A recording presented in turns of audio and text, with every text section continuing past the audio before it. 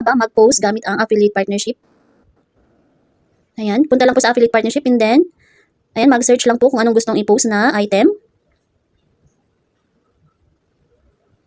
Ayan, for example, artificial plants.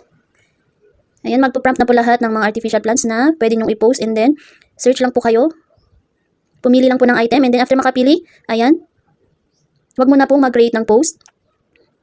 And then, view on Shopee. Click lang po yung view on Shopee. Ayan, and then, papasok na po sa Shopee. Continue lang po. Hayaan nyo muna para mag-prompt yung mismong item. Ayan siya. And then, click yung arrow sa taas. And then, click yung affiliate com. And then, click yung share to earn.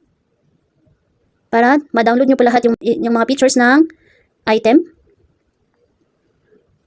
After mag-download, yun, copy link lang po. And then, mag-back na lang po kayo hanggang ma-exit yung Shopee nyo lang.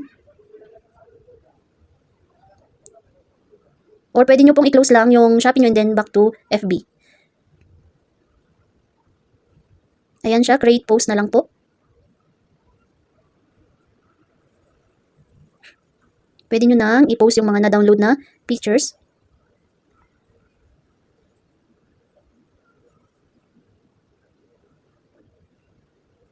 Then next.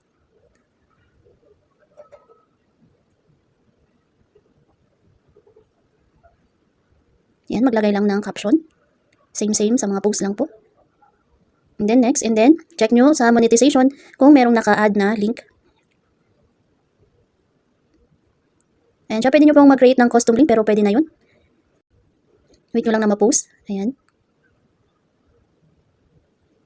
Then, check nyo sa comment section kung merong link. And then, pwede nyo pong i-comment din po yung link niya. Yung kinapilink nyo po kanina para po sure na makita ng buyer.